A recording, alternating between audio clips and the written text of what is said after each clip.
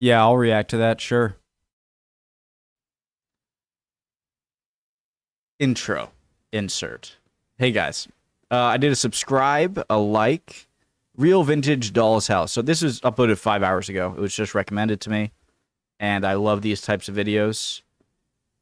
But I'm not going to post it today. Probably not tomorrow. I'm going to wait a few days for obvious reasons. 500-year-old cottage tour, Real Vintage Doll's House. Let's go. Hope everyone's doing well.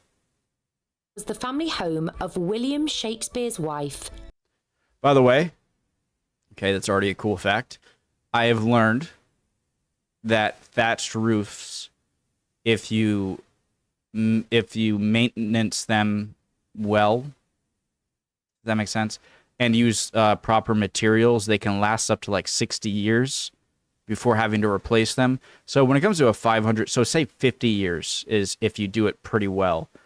So that means that this roof, thatched roof, has probably been replaced like 10 times. Is that right? Is that... All right, let's go. Talking too much already. This beautiful cottage is over 500 years old and was the family home of William Shakespeare's wife, Anne Hathaway. And so if you're a fan of cottagecore, then this slice of British history is sure to float your boat. And thanks to the Shakespeare Birthplace Trust, we were given an exclusive tour of this incredible piece of history. And a huge shout out to Simon, our personal tour guide whose passion and knowledge truly made this Thanks, trip. Simon. So, Nice what grass. does Simon say? Anne Hathaway and William Shakespeare married when she was 26 and he was 18, but sadly, very little is known about her life beyond a few references. I'm sorry. What is this? What does Simon say? Anne Hathaway. It looks sort of like one of those things with the stuff in it. The you know what I'm talking about? The Thanksgiving things with the cone shape and then like the pumpkins inside. Am I doing a bad job explaining this? This looks really cool. I love it. I've never seen anything like it, and it's a nice little archway. The weaving looks phenomenal. I just think that looks really cool. Hathaway and William Shakespeare married when she was 26 and he was 18, but sadly, very little is known about her life beyond a few references in legal documents. We do know that Anne was 3 months pregnant at the time of their marriage, and to avoid scandal, it was important for the wedding to take place before signs of the pregnancy became too obvious. And so William sped up proceedings by applying to the bishop's court. Following, I guess you'd have to be pretty nosy, but couldn't you... Would it matter if it's like, oh, 6 months? So you would have to conceive on like the night of your marriage, which I'm sure a lot of people did and do. But then you have it 6 months into your pregnancy and it's not a premature baby. I'm sure people are like gossiping like, oh, but it's like you can't prove it, I guess. Am I being nosy here? And so William sped up proceedings by applying to the bishop's court. Following their wedding, Anne moved in with Shakespeare and his parents to live in the family home on Henley Street. But prior to this is where young Shakespeare would have visited her during the early part of their relationship. They had 3 children together, Susanna, Judith and Hamnet, and remained married until Shakespeare's death in 1616 and Anne Shakespeare died in 1623. This stunning medieval cottage was built in 1463 and originally consisted of 3 rooms, a central fireplace, no second floor. Before America was even discovered. Oh my God. 63 and originally consisted of 3 rooms, a central fireplace, no second floor, and open to the thatch. This is what Anne would have known, and in the 1540s her grandfather moved in and was a sheep farmer, and this is where their income would have come from. From 1610 to 1624, at the height of their finances, Anne's brother Bartholomew then adds a ground floor extension and a second floor, as well as buying the lease to the farm, which cost £210. But all right, I know I'm pausing too much, but just fast forward. There looks like a sort of chainmail. I wonder if this is a modern thing to keep it preserved, or if they also had this. Do you see kind of this like chicken wire? Like a chain link fence. The second floor, as well as buying the lease to the farm, which cost £210. But by 1750, cotton was available, and wool was now a luxury and expensive. And because the family never diversified their income, they were forced to start selling off the land acre by acre, going from an impressive 90 acres of land to only 9 acres as it is today. Oof. As you move through the house, it is like going further and further back in time. The downstairs is in the style of the Victorian period and was home to the very last person to have ever lived at the cottage, Mary Hathaway Baker. Her parlour room is just as she left it, as you can see by this photograph of her sitting by the open fireplace. She died in the... As you can see by this... I paused that perfectly. Oh, damn it, not perfectly.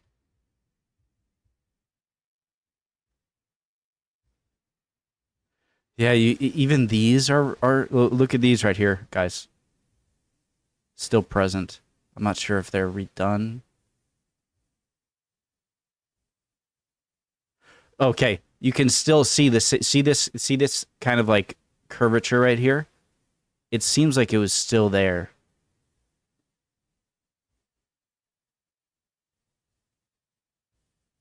Different windows, but that's to be expected. Very cool. By this photograph of her sitting by the open fireplace. She died in the property in 1899, and her son then moved into a flat above the shop until 1911. This means that the Hathaways have lived on site for a whopping 13 generations, from 1540 to 1911. But Mary truly was a woman after my own heart, because she was a bit of an entrepreneur in her day and would cut parts of the wood out of her cottage and then sell them to the visitors as Shakespearean souvenirs. She was also the person that changed the farm's name from Hewlan's Farm to Anne Hathaway's Cottage. Marketing at its finest. And would also make cups of tea for... What is this thing here? Is that like lead to the kitchen so you could cook things? Maybe. Hathaway's Cottage. Marketing at its finest. And would also make cups of tea for the visitors, some of which included Mark Twain and Charles Dickens. We then moved to a small side room where Mary would prepare ingredients for cooking, like churning butter, and then to her small laundry room, before ascending the narrow wooden stairs to Mary's bedroom. Spiral staircase. I'll throw you a rope. Thank you. Excuse me. We're going to need it. Yep. Oh, I love that you've left the bed unmade. That really makes it seem like she's just gone away. Adjacent to this is the 18th and 17th century master bed chamber, once inhabited by William and Anne. A particular highlight in this room is the chair, and if you enjoy programs like the Antique Roadshow, then... I love it. I feel like my back would kill me. I like my mattress more on the stiff side, you know? Like close to like plank of wood. But this looks like you'd sink right in, and I would... in this room is the chair, Sorry. inhabited by William and Anne. A particular highlight in this room is the chair, and if you enjoy programs like the Antique Roadshow, then you might be familiar with the term provenance, a record of ownership of an antique used as a guide to authenticity or quality. Well, the provenance of that chair Stamps? belonging to William Shakespeare himself is unbroken. It is a statement chair, saying a lot about Shakespeare's status when he became successful. But interestingly, Shakespeare didn't make a lot of money from his writing, but gradually he became a part owner of a theatre company, and that's when the money started pouring in. Honestly, the life of a creator really hasn't changed all that much, and I sympathise, William. Very random question, but does anyone know... I've seen a video where you have to cut a... It wasn't as easy as just getting a feather from a bird and then dipping it in ink and then writing, right? You had to carve it a certain way for it to work at all without just flowing out of it. But also, I wonder what they use for ink. Maybe like smashed charcoal in water or something, or squid ink or something. I I don't know. I really do. Creator really hasn't changed all that much. And I sympathise, William. I really do. I mean, the idea of him sitting in that very chair coming up with his next masterpiece is almost unfathomable. He was also an astute businessman and had purchased properties in Stratford and London, which was still a growing city, and so the prices were the same. And he actually left his eldest daughter, Susanna, extensive properties in his will. She kind of looks like Queen Anne. Was it the Globe? What was that, his theater called? We learned about that here in English class and language and literature. Though I was a horrible student, and so naturally I don't remember. The same. And he actually left his eldest daughter Susanna extensive properties in his will, but as she was a married woman, she wasn't allowed to own a property, and so they ended up belonging to her husband, as she did. We also need to take a moment for this bed. The lower part was from around the 1590s, and the ornate edition is from the 1600s. And you may notice that the bed is relatively small, and no, this is not because people were smaller back then, but actually that doctors of the time would advise that people slept sitting up as they were practicing Greek medicine, believing that the body... I can't do that. Guys, I can't... Okay, fast forward if you want. One of my roommates in college, my freshman year, I had two roommates,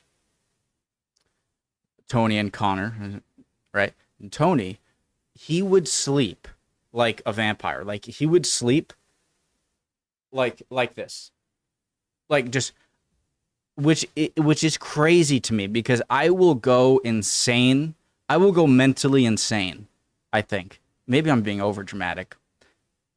If I'm really tired, maybe I can, but I always end up sleeping just like on my stomach, on my face, just like sprawled out like that, or on my side. Sleeping on my back, maybe I'm being dramatic. I just don't like it. There we go. I'll chill out. Body contained 4 humours, or 4 liquids: blood, black Phlegm. bile, yellow bile, and phlegm. And if these remain in balance, then you were fit and healthy. And they believed that one of the main drivers for keeping that balance was digestion. And so sitting up was apparently better for your digestive system. Also, with the cottage often becoming quite smoky, sitting up was better for the respiratory system, and so less chance of developing pneumonia. Hold on. So blood, your blood being okay, would black bile mean poop and yellow bile mean pee? And then phlegm would just be mucus? And so if you're peeing fine, you're pooping fine, your blood is in check, and your mucus isn't too much, right? Like if you're sick and have a cold or flu, then your mucus is a good sign, or phlegm, right? And so is that what they mean? It's like doctors being like, well, if you're pooping fine, you're peeing fine, your blood is clotting, it's not leaking out anywhere, and you don't have too much phlegm, then you're healthy. Is that what that means? Or am I getting that all wrong? And they believed that one of the main drivers for keeping that balance was digestion, and so sitting up was apparently better for your digestive system. Also, with the cottage often becoming quite smoky, sitting up was better for the respiratory system, and so less chance of developing pneumonia. The mattress is also supported with rope, and the bigger the bed, the more challenging it was to keep it tight. Ever heard of the saying, sleep tight?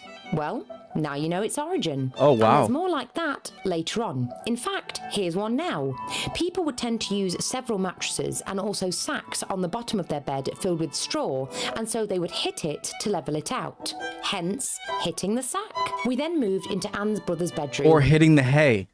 Oh my God, I'm gonna hit the hay. To level it out, hence hitting the sack.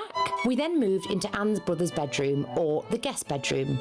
Guests would be offered the best bed of the home, and the homeowners would sleep in the second best bed, which is why Shakespeare left Anne the second best bed in his will and not the best one. It wasn't because he didn't love her enough, it was because he was leaving her the marital bed. The best bed displays red curtains, which would apparently ward off evil spirits. So giving her the best bed would almost be like calling her a guest and not the owner? and William and Anne's had green curtains for fertility. The curtains were also for keeping the warmth in, but also for privacy due to the use of truckle beds, a low bed designed to be stored under a larger bed when not in use. And this is where the children would sleep, 3 on each side. I might choose that. Children there? Yeah, but they wouldn't be head, because they'd be taught, 3 children like we chat. Oh, yes, true. So they made them stick one head one way, one feet the other way. So you literally, if you were talking to someone, you'd be talking to someone's feet, which you wouldn't want to do. So that's why they stepped head to toe. I can't believe they got 3 children on that head to toe. And that side as well. We then enjoyed the original cottage's ceiling and then something truly special. Handprints of those who had built the cottage extension using an ancient building technique known as wattle and daub, where a woven lattice of wooden strips, the wattle, is covered with a sticky material, typically mud, clay, sand, manure and straw, the daub, to create walls or structures. It's kind of the same concept as steel rebar in concrete, right? Like similar concept. It's like the concrete is the main material, but having the rebar in it gives it a more structure. That would have been the original thatch. When you put thatch on a thatch roof, you don't take it all off. Surprised you don't get pigeons having a little cheeky nest up there. And then we descended into the real gem of this cottage and the oldest part, the original kitchen, which includes the original floors that Anne and William would have walked on. I guess I'm really treading the boards now. Sorry. This room honestly gave me chills. You'll notice that the fireplace includes a fireback, as the bricks were not fire bricks and therefore susceptible to heat and crumbling. It also features a bread oven, which works much the same as a modern-day pizza oven. And in some villages there would have been a communal bread oven to minimise on wood, because although we may think that wood would have once been an abundant commodity, it wasn't, and there were actually wood crises at times. You would add a bundle of sticks and then light the fire, and once this had gotten very hot, you would sweep it out and then pop your bread in, place the stopgap in place, and then use extra bits of dough to seal it around the outside. And once that had become crispy, you knew your bread was ready. Basically an old-fashioned oven timer. Now, Wow, ready for that's another cool. saying?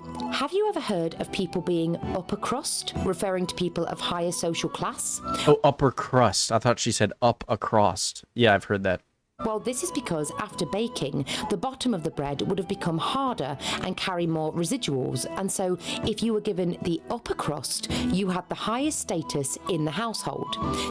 Why not just allow everyone to have like equal parts? Same as the saying, a cut above the rest. Living on a farm, William and Anne Interesting. would have eaten well, with plenty of meat, except when it was fasting times during Lent.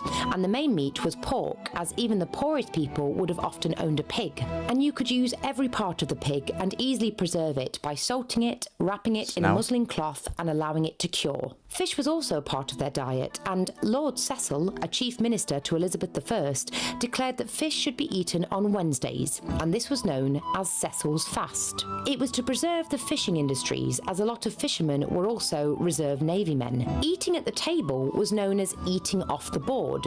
The man would sit at the head of the table opposite his wife, and the children down the sides.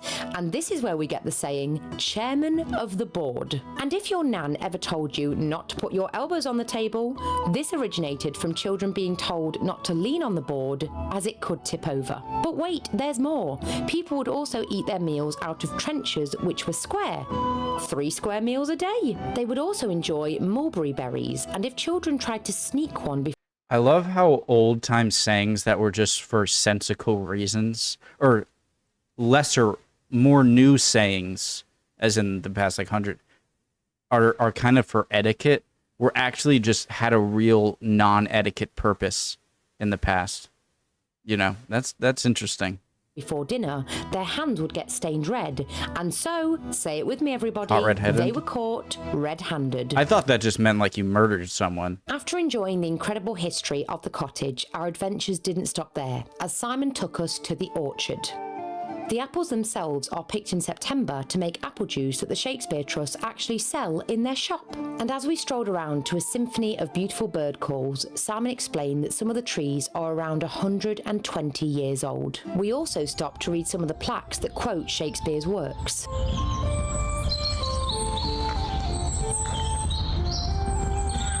What? The sound. What is going on here? Titania, I pray thee, gentle mortal, sing again. Mine ear is much enamored of thy note. So is mine eye enthralled to thy shape, and thy fair virtues forced perforce doth move me. On the first view, to say, to swear, I love thee. From a midsummer night's dream, Act 3, Scene 1. You know, another thing I think of here, obviously I'm saying it, is that I think a lot of people look at this as just very fancy writing, but I wonder if it was fancy to them or if this is just how we talked. Like, imagine people 500 years from now reading things we say, and it sounds weird and maybe fancy to them, but it's just how we talk, you know? So was this kind of talking, you know, the gentle mine ear, was that just normal talk? It had no sort of more sophisticated feel to it like it has today, counterintuitively, ironically. Plaques that quote Shakespeare's works. Uh-oh, now the sculpture of something happening to like a donkey or something. The sound of the birds is like something out of a film. It sounds like a pre-played soundtrack. It's just stunning. And I've been told by our wonderful tour guide Simon that there is apparently some beehives to enjoy. There was originally 90 acres of land on the farm of Anne Hathaway and her husband, and that is now down to 9 acres. And I tell you, what a beautiful 9 acres this is. But it got even better when we were introduced to the colony. There are 10 hives in total, and apparently they all have their own personality, and Tony, the resident beekeeper, knows them all. The queen of each hive has her wings clipped to keep the hive in its location, and just like the apple juice, the honey is sold in the shop. Towards the end of the tour, as I stood in the very doorway where Anne would have waited for William to pick her up to get married, I couldn't help but think that the timing of this trip couldn't have come at a better time, as the Shakespeare Birthplace Trust is currently embarking on an ambitious, multi-year project prompted by the 400th anniversary of the death of Anne Shakespeare, the women who made Shakespeare, exploring the sometimes hidden and unfortunately erased and forgotten stories of the women who both influenced Shakespeare during his lifetime and contributed to his legacy. And of those women, who better to get to know than the love of his life, his muse, and his wife. Fantastic. Great channel. Real Vintage Doll's House, right? I'm saying that right. Beautiful. It was a great video. I love videos like this. I can't get enough of them when they're different houses. It fascinates me. I really love the structural aspect of it. Like she's saying, oh, I'm walking on the same floor that they would have. I love that stuff. Don't get me wrong. But also the construction side of it is really fascinating. And I'm wondering if some of the brick to more mortar filling here, I'm sure one of you told me this before and now I'm forgetting it, like classic. It was more of just an abundance of, like, you had more brick here. It happened in many places. Like right here, see? Why is this? Is it for structural reasons? Or was it for just the availability of brick over the kind of mortar filling, you know? I'd imagine it was the availability, because I've seen many other houses with just this filling in, but it's a nice touch. I love the brick. I love brick in houses. Brick with white windows, it's just very nice to me. Love y'all. Hope you guys are all having a good day. Would appreciate any responses to anything I said and answers to any questions I had, any comments at all. You guys are always awesome down in the comments. Hope everyone's having a good day, and I hope I will see you next time. We'll keep on learning. Bye, guys.